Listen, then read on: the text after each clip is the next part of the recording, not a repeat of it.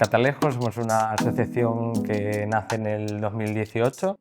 Nos dedicamos a facilitar procesos artísticos col·laboratius basados en audiovisual.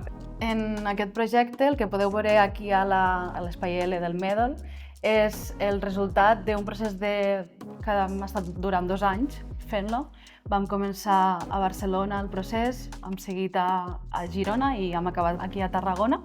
I ha sigut un procés de recuperació i de revisió de la memòria LGTBI durant un període concret que ha sigut el tardofranquisme y la transición democrática. Básicamente lo primero que hacemos es visitar los archivos más oficiales y después lo que intentamos es a través de asociaciones o incluso de contactos particulares de otros sitios encontrar a gente que nos pueda aportar sus archivos personales, sus historias personales y entonces todo ese material hacerlo dialogar a través de una serie de dinámicas y de ahí intentar resignificar un poco este archivo y contar la historia. I aquí a la ciutat de Tarragona, a més, han fet un taller trobada amb el SAI de Tarragona, amb l'ajuda del Lluís Romero, que és el tècnic del SAI. Sí, hay que decir que yo creo que Tarragona ha sido de las ciudades donde al final hemos conseguido más participación Sí. y más